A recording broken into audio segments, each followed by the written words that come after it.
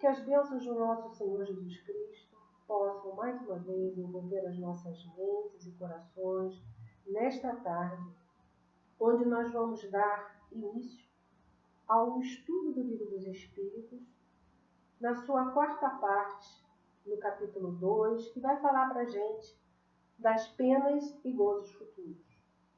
As perguntas que nós vamos refletir nesta tarde, elas estão sob o subtítulo da duração das penas. Como nós sabemos, Kardec estuda o Livro dos Espíritos no livro Céu e Inferno. E ele tem um capítulo que ele vai falar acerca da duração das penas, exatamente refletindo conosco a respeito da doutrina das penas eternas. Então ele diz para a gente que a crença na eternidade das penas se perde no terreno dia a dia, de modo que, sem ser profeta, pode prever-se-lhe o fim próximo.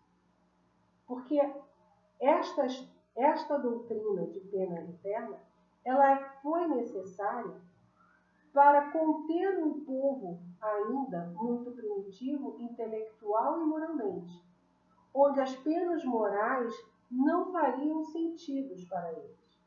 Então, para frear-lhes a agressividade, a frear-lhes ainda o seu estado mais primitivo, era necessário que se impusesse a eles penas até mesmo de um inferno material, onde essa pena duraria para sempre, onde o ser que cometesse alguns erros, iria sofrer eternamente. Essa era a necessidade de se colocar um freio nessas atitudes. Quanto mais próximo do estado primitivo, mais material é o homem.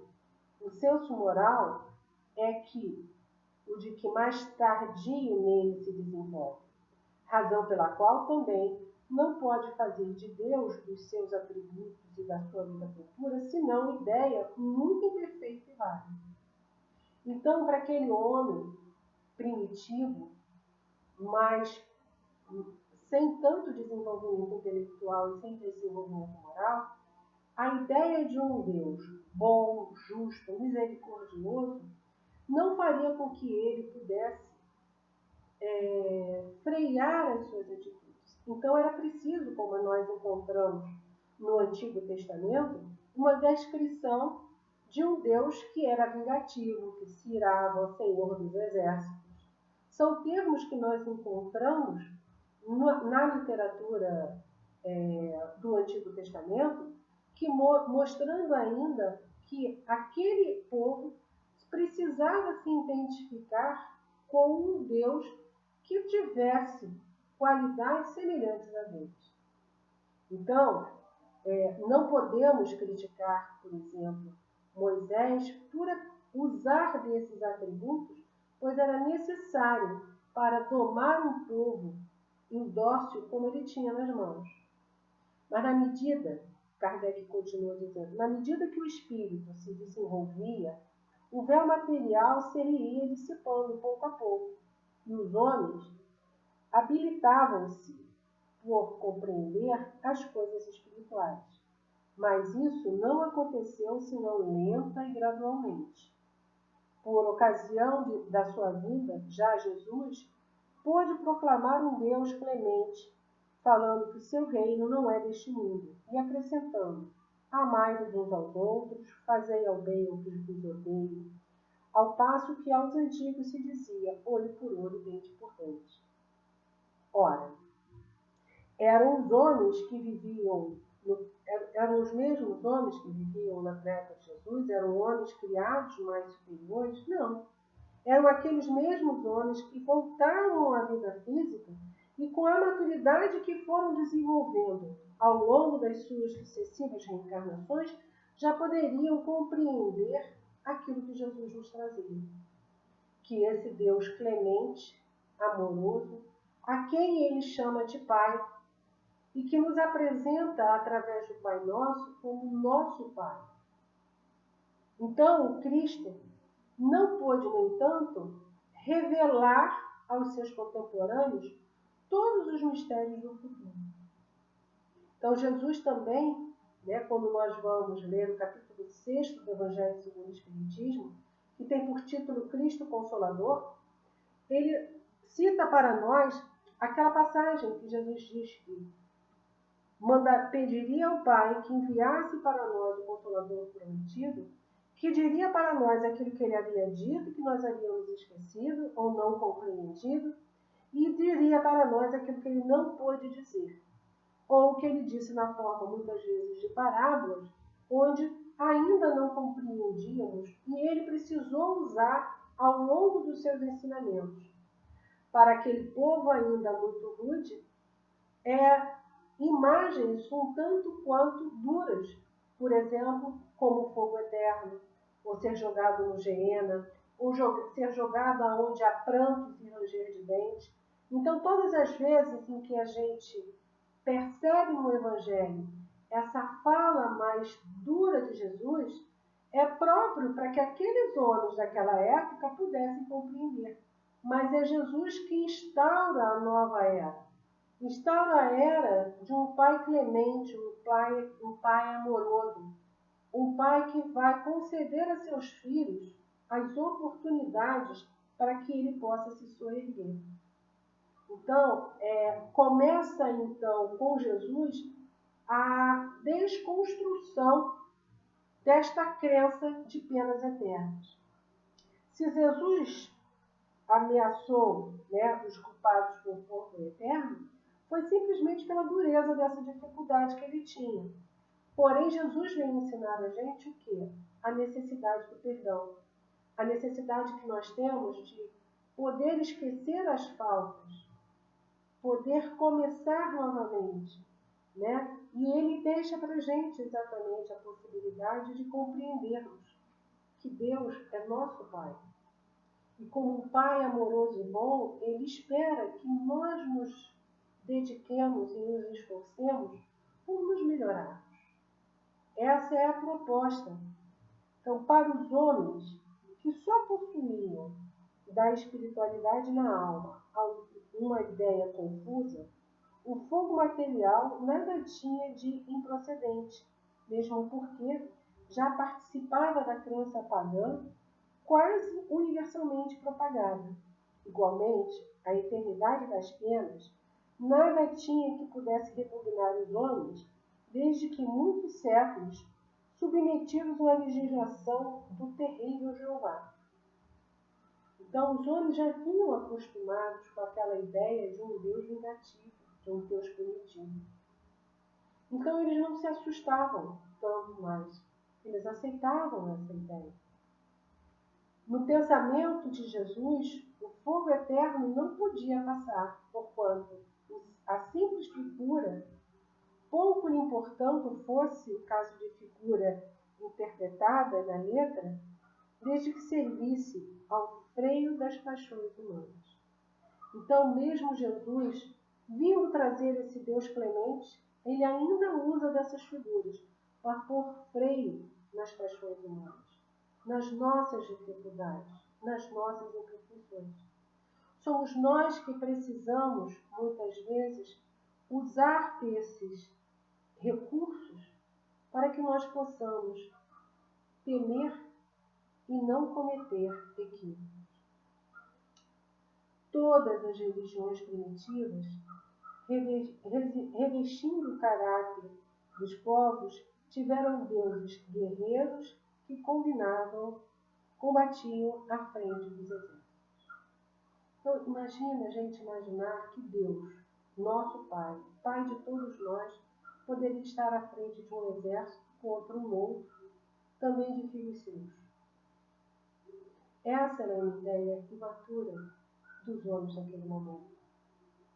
E que precisava ser desenvolvida, que precisava ser modificada ao longo do crescimento da humanidade, moral e intelectualmente. Mas ainda hoje, temos irmãos nossos que acreditam no céu e no inferno.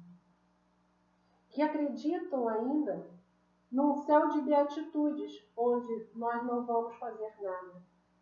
Esquecem-se de que o Cristo nos disse: o Pai trabalha incessantemente e eu trabalho também. Então, nessa perspectiva, a felicidade, ela está em exercitar a vontade de Deus, em trabalharmos em prol um dos outros. Então, o céu, ou como nós na doutrina espírita chamamos, os planos espirituais superiores, onde os espíritos felizes se encontram, é um plano de muito trabalho, é um plano de ajuda, é um plano de cooperação. Os espíritos felizes trabalham e por isso eles são felizes. Então, quando nós não compreendemos que esta verdade do trabalho que nos liberta, nós ficamos presos a essas ideias ainda mais primitivas de uma eternidade de uma pena. Que fazia sentido muitas vezes, pois quando alguém cometia um crime contrário, por exemplo, ao rei, tinha penas severas. Ora, em sendo um rei, um homem como nós, e ele imputava penas severas, o que será de Deus imputando penas na gente? Então essa era a ideia que aquele povo precisava desenvolver e que nós precisávamos desenvolver. Nós precisávamos crescer em inteligência e moral para perceber que o Deus apresentado a nós por Jesus, que era um Deus bom, um Deus perfeito, misericordioso, justo, tendo essas virtudes em absoluto, ele não poderia penalizar um filho, muitas vezes que não se deu conta daquilo que estava fazendo, de uma forma eterna. Porque os espíritos nos dizem que aquilo que nós reputamos crimes, faltas graves, essas todos nós conhecemos. Mas nós ainda podemos cometer deslizes, equívocos diante da lei divina, que nossa consciência, nossa maturidade espiritual ainda não alcança, mas que já se constituem erros diante da lei divina. Então não nos cabe aqui julgar a ninguém, nem aos antigos pela ideia mais infantil da penalidade que Deus imporia, e nem hoje em dia a ninguém quer que possamos julgar, pois todos nós ainda estamos em processo de elevação espiritual, todos nós ainda somos espíritos, ainda com dificuldades e que cometemos equívocos. Esses equívocos, quando nós hoje já cometemos, a nossa consciência, onde a lei de Deus está inscrita, já nos avisa. Não foi tão legal aquilo que eu fiz. Eu poderia ter feito diferente. Eu poderia ter feito melhor. Então hoje a nossa consciência já desperta logo depois, infelizmente, que cometemos muitas vezes os equívocos. E por isso nós precisamos estar atentos às nossas dificuldades para podermos corrigi-las enquanto estivermos a caminho. Porque a realidade no plano espiritual ela será diferente. Kardec, quando escreveu, quando codificou a doutrina espírita, ele chamou do plano espiritual, ele usou a expressão erraticidade. Então, o que acontece quando o espírito desencarna? Ele se torna um espírito errante. Mas nesse mesmo livro, Céu e Inferno, na segunda parte do livro, Kardec seleciona algumas mensagens dos espíritos desencarnados, mostrando para nós as qualidades daqueles que fizeram bem, como eles chegam no plano espiritual, despertos, conscientes, continuando as tarefas que empreendiam, e daqueles que equivocadamente cometiam deslizes, eles chegam no plano espiritual em condições lastimáveis. A obra de André Luiz, psicografia do nosso querido Chico Xavier, em especial os seus 6 primeiros livros, o livro Nosso Lar, Os Mensageiros, Missionários da Luz, Obreiros da Vida Eterna, O Mundo Maior, o livro Libertação. São livros que nos mostram esta realidade espiritual de uma forma bastante clara. Ou seja, ele vem descrevendo para nós o que é a erraticidade. Coisa que Kardec não poderia ter feito. Porque a compreensão daquele momento não permitiria entender planos vibratórios diferentes, estados diferentes, vibratórios da matéria. Porque sim, ainda no plano espiritual, embora a matéria seja quintessenciada, é uma matéria sutil, mas diferente da nossa, ainda é matéria. Então, naquele momento, Kardec não poderia descrever este universo que André Luiz pôde trazer, mostrando para nós, na obra dele, que é a obra da vida no plano espiritual, as consequências das nossas ações, as consequências das nossas escolhas e a duração dessas escolhas que fizemos enquanto encarnados e que chegamos no plano espiritual e precisamos ter uma tomada de consciência para que possamos refazer o caminho.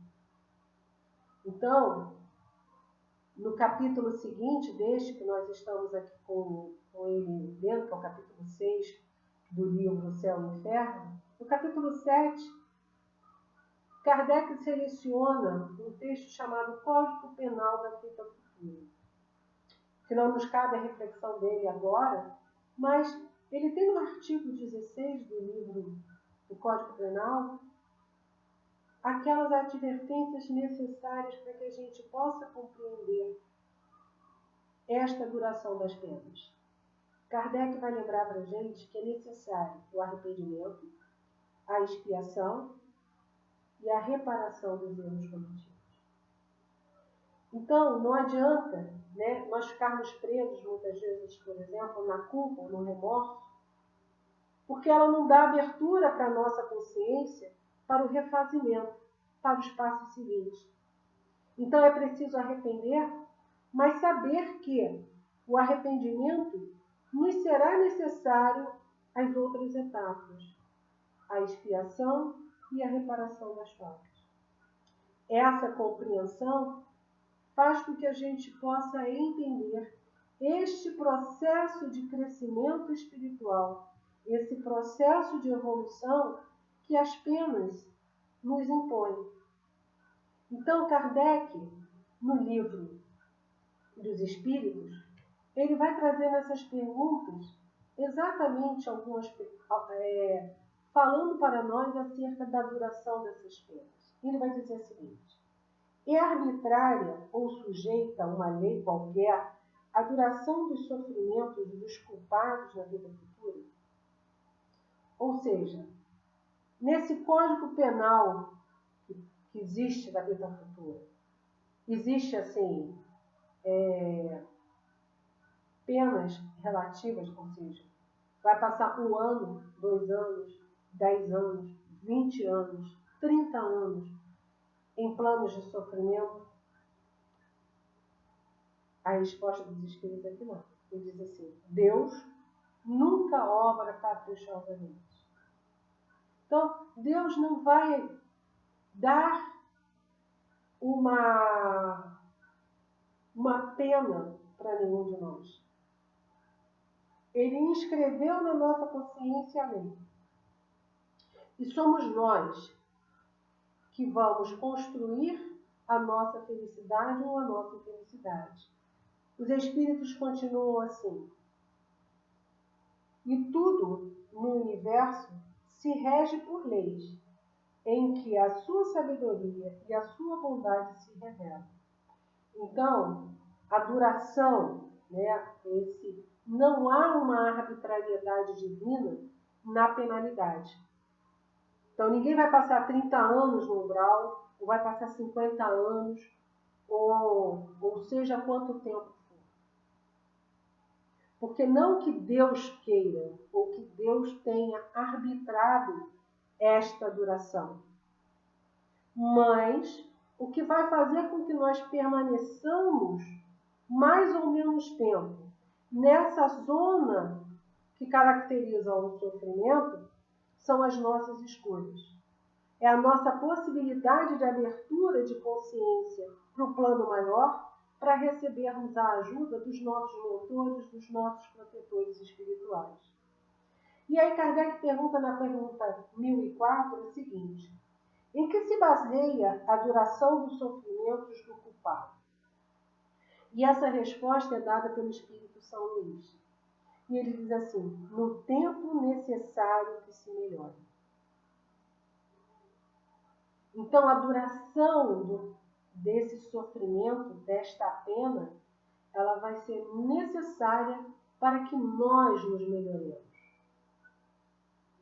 E ele continua dizendo assim: sendo o estado de sofrimento ou de felicidade proporcionado ao grau de purificação do espírito, a duração e a natureza do seus sofrimentos dependem do tempo que ele gaste em melhorar-se.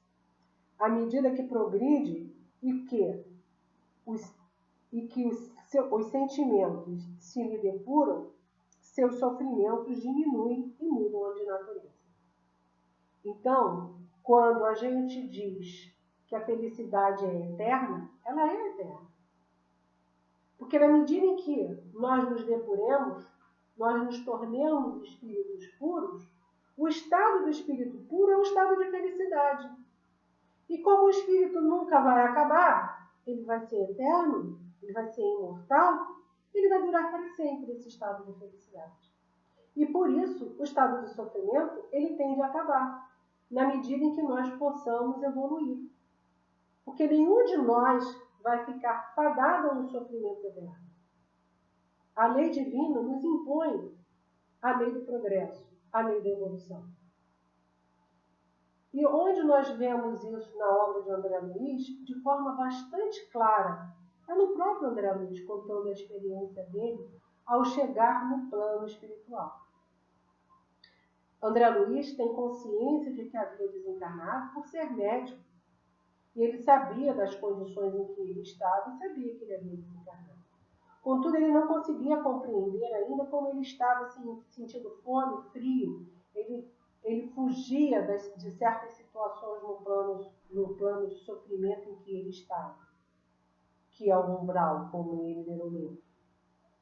Nessa região onde ele estava se deixando limpar do sofrimento. Em que momento, então, ele recebe ajuda? Em que momento ele se dá conta de que ele está nesse plano de sofrimento e que as coisas podem mudar? Ele se dá conta quando ele começa a lembrar de Deus.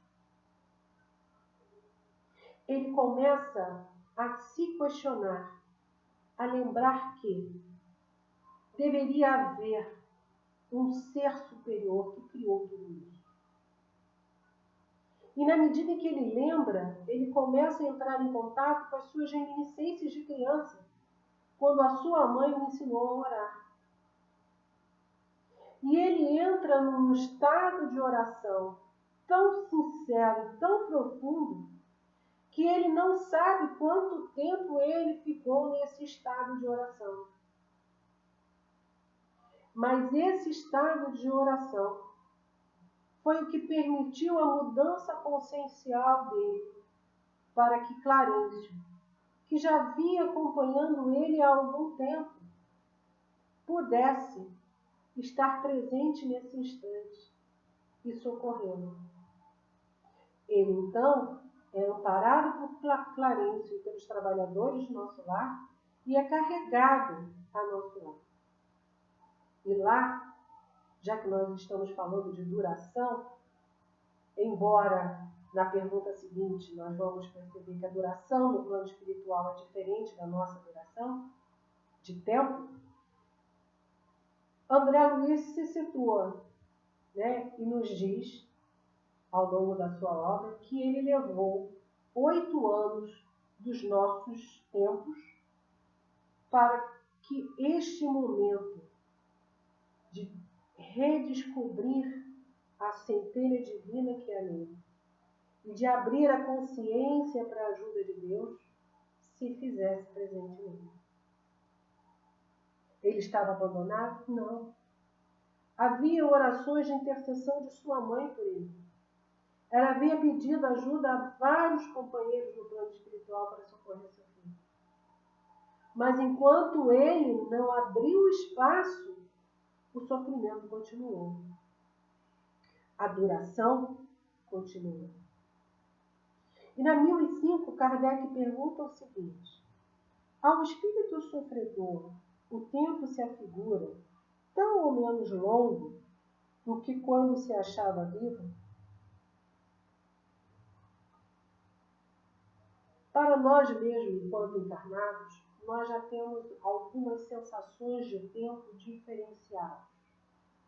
Por exemplo, quando estamos alegres, felizes, vivenciando momentos de ventura, um casamento, o nascimento de uma criança, um aniversário, uma viagem a um lugar onde nós esperávamos ansiosamente por fazê-los. Esses momentos, eles despertam em nós uma alegria, uma satisfação tão grande que parece que aquele período voa, aquelas horas se dissipam. Quando vemos, nos damos conta de que já passaram algumas horas ou alguns dias por uma viagem e a viagem já está terminando. E dizemos normalmente, poxa, nós gostaríamos de poder ficar mais tempo aqui. Contudo, também quando estamos sofrendo, quando estamos aguardando uma notícia de um ente querido que está no hospital, de uma cirurgia que não se termina, ou de um período em que esse ente precisa estar no CTI, onde nós temos pequenos momentos para a visitação, as horas não passam, elas parecem eternas. Então nós mesmos já conseguimos lidar com essa subjetividade do tempo nas nossas vidas materiais. Então Kardec, ao perguntar se o espírito sofredor, o tempo se lhe afigura tão ou menos longo quando estava encarnado, quando estava vivo, a resposta dos espíritos é: parece-lhe muito mais longo. Muito mais longo. Porque para ele não existe sono. Só para os espíritos que já chegaram a certo grau de verificação, o tempo, por assim dizer, se lhe apaga diante do infinito. Ou seja, os espíritos superiores, para ele, um século é um instante. Para o André Luiz, se a gente perguntasse para ele quanto tempo durou aquele momento que ele esteve nas zonas umbralinas, ele vai dizer que foi uma eternidade. Mas não foram. Mesmo no nosso tempo, foram 8 anos. E Kardec faz essa pergunta sobre a duração do tempo na questão 240 do Livro dos Espíritos. Ele pergunta assim: a duração, os espíritos a compreendem como nós? Não. E daí vem que nem sempre nos compreendeis quando se trata de determinar datas e épocas. Isso é muito comum em alguns companheiros que a gente recebe no plano maior mensagens consoladoras que, diante das suas provações, os mentores dizem assim: aguente mais um pouco, tenha paciência, seja um pouco mais resignado, está por pouco tempo. E o irmão se toma de ânimo e continua. E quando a gente às vezes pergunta adiante, lá na frente, quanto tempo durou, este está durando pouco tempo, às vezes foram 10, 20, às vezes 30 anos. Para eles, isso é um átimo, é um instante na eternidade. E que fará para nós, que suportamos, que buscamos compreender aquela dificuldade, buscamos a obediência e a resignação diante daquelas dificuldades, vai representar para nós um ganho na erraticidade, porque nós conquistamos aquela prova aquela dificuldade que nós viemos ultrapassar.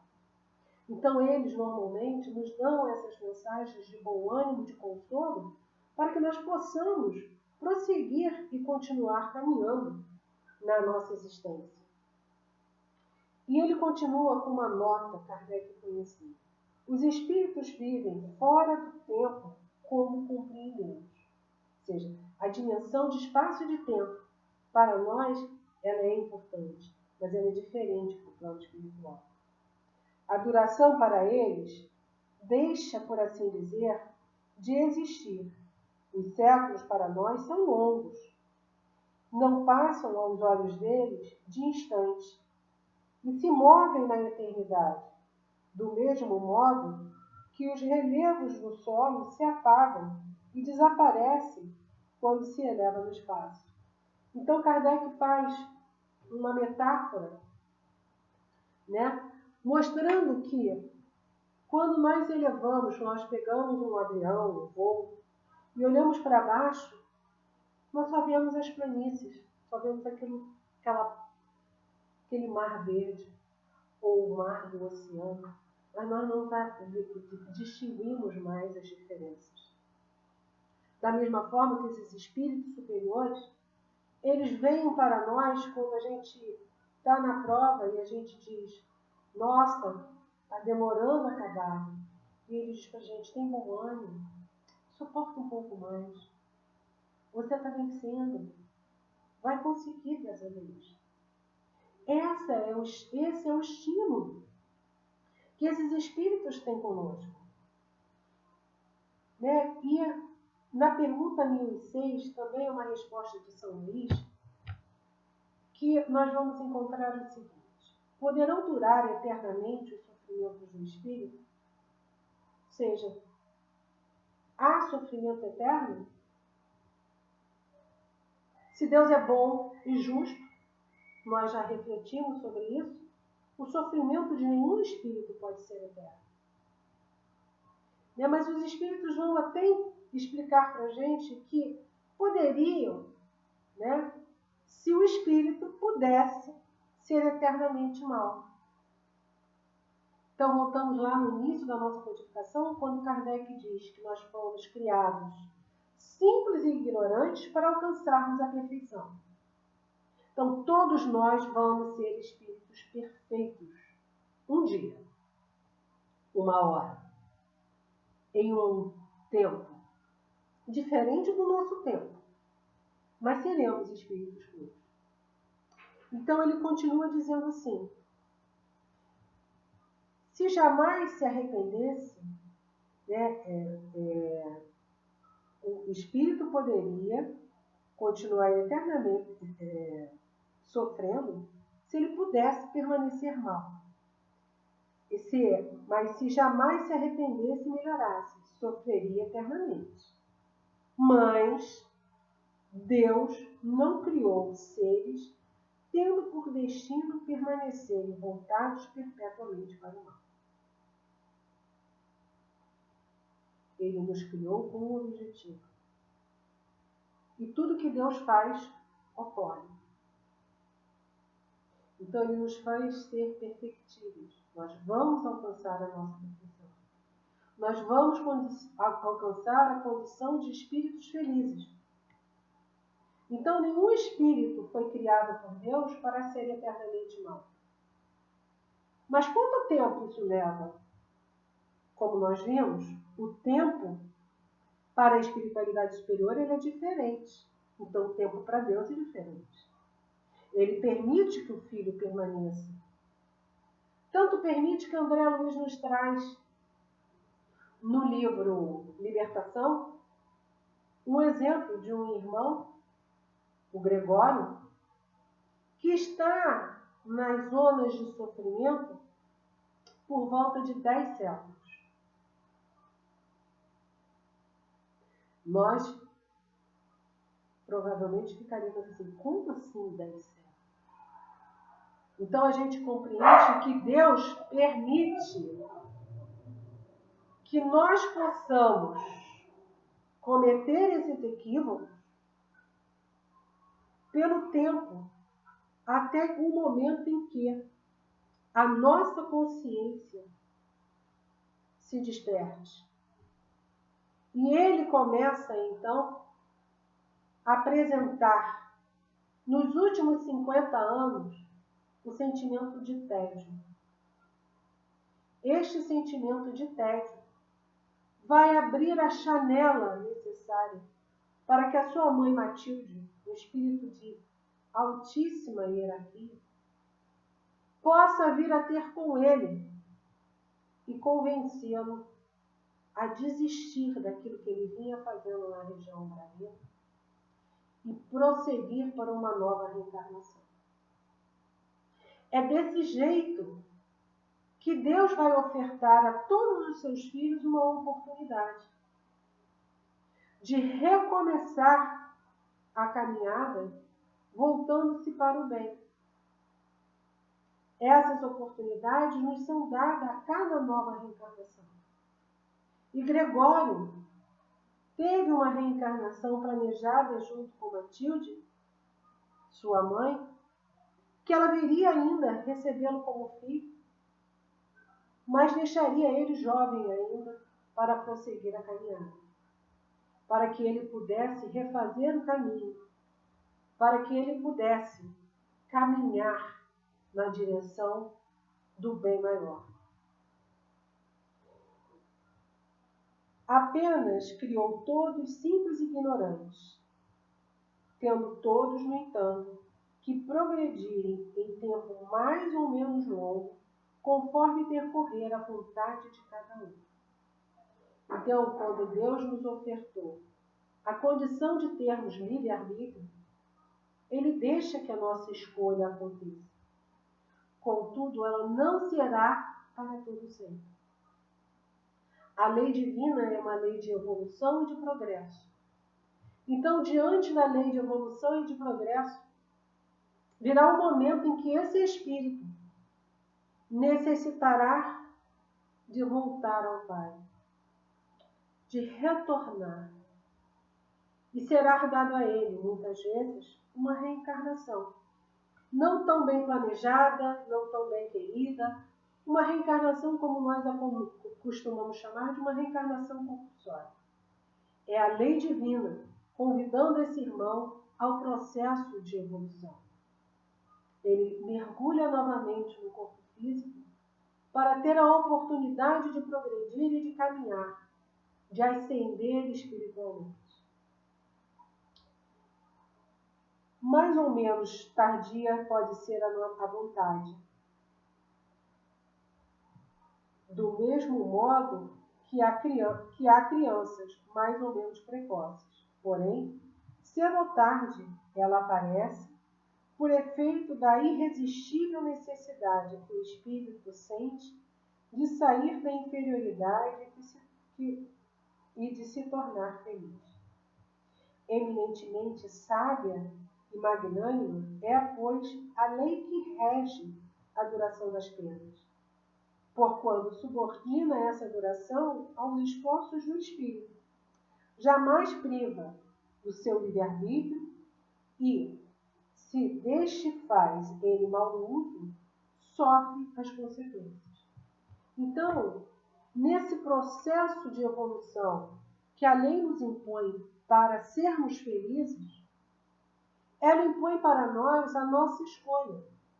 E como diz Joana de Ângeles, a frase dela é mais ou menos assim, da nossa mentora: ser feliz o quanto antes e infeliz por largo período de tempo é uma escolha individual, é uma escolha de cada um de nós.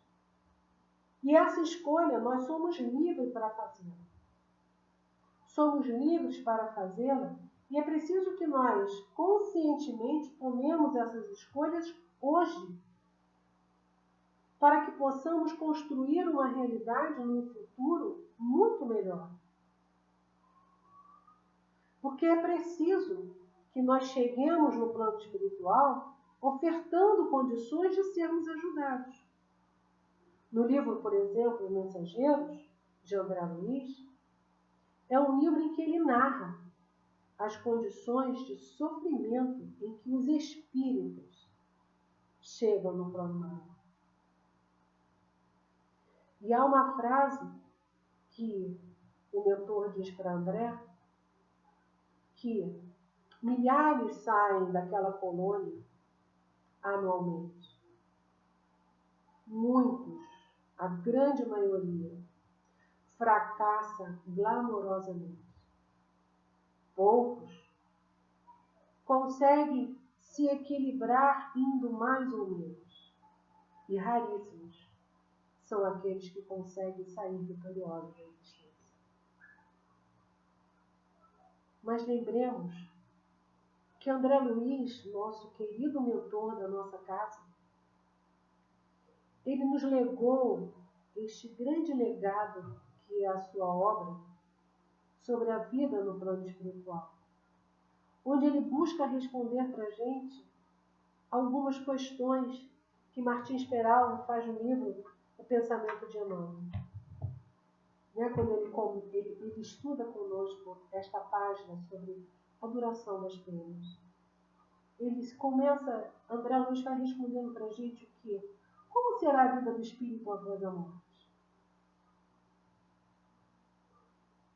Se não bastasse aquelas publicações que Kardec fez no livro Céu e Inferno, André vem narrando as próprias experiências, a experiência desses irmãos no Mensageiro, a experiência de Gregório no livro Libertação, a experiência de Silas e Druso no livro Ação e Reação, mostrando a necessidade que nós temos de chegarmos no plano espiritual em condições melhores. Porque ele nos oferta a descrição deste universo. Ele mostra as pedras do caminho, nas quais ele tropeçou e tantos outros irmãos nossos tropeçaram, para que nós não tenhamos a tropeçar. Para onde iremos e como iremos? Como as perguntas do Livro dos Espíritos nos mostraram, nós vamos e iremos de forma que a nossa vontade de trabalhar no bem nos imprima novas perspectivas de trabalho, de felicidade. Essa é a proposta. Para onde iremos? Se fizermos o bem, vamos para uma dessas colônias espirituais. Se não fizermos todo o bem que precisávamos, iremos passar um tempo nas zonas de sofrimento, onde iremos limpar essas mágoas, essas tristezas. O que nos estará reservado? Eu tenho a certeza que os nossos mentores espirituais rogam a Deus por nós, para que o nosso despertar no amanhã seja muito melhor do que já foi no passado. Esses esforços que eles envidam, nos dando tantas mensagens de bom ânimo, de coragem, de apreço, para que nós possamos prosseguir renovando as nossas condições mentais, os nossos sentimentos voltados para o Evangelho do Cristo, esperando que nosso lugar reservado seja aquele lugar para aqueles que lograram o bem. E que faremos lá? Ou o que de nós será feito? Se nós vivermos bem essas experiências, se nós nos dedicarmos ao trabalho do bem, à renovação íntima, à renovação moral, à construção de um homem melhor, nós seremos bem recebidos e continuaremos fazendo no plano espiritual aquilo que já aprendemos a fazer na Terra. Servir, trabalhar, amar. Esse é o processo de crescimento. Esse é o processo para fazer com que as nossas penas futuras, se precisarem existir, que sejam as mais breves possíveis. Que possamos ser recebidos no plano espiritual por estes mentores que nos acolhem materialmente nesta casa, que nos convidam diuturnamente ao estudo e ao trabalho no bem, para que esse crescimento se faça hoje, para que nós tenhamos decidido servir ao Cristo hoje, para que possamos chegar na espiritualidade com o pensamento e a consciência do Cristo. Este é o propósito da nossa reencarnação. Como nós já dissemos diversas vezes ao longo da nossa reflexão nesta tarde, o Senhor não quer o nosso sofrimento. Deus nos criou para sermos felizes. Mas repetindo e parafraseando a nossa querida mentora Joana de Anjos, ser feliz o quanto antes, ou infeliz por largo período de tempo, é uma escolha nossa. Escolhamos, portanto, obrar do bem, trabalhar no amor, servir ao Mestre Jesus com todas as forças de nossa alma, a fim de que possamos erguer o seu reino dentro de nós. Que a paz de Jesus possa envolver a todos nós, irmãos em humanidade. Muitos nesse instante dando testemunhos muito difíceis. A eles nós rogamos ao Senhor que possa estender o seu manto de misericórdia, levando o lenitivo necessário a cada coração deste. Envolve-no, Senhor, na tua paz e fica conosco, hoje, agora e sempre. Que assim seja.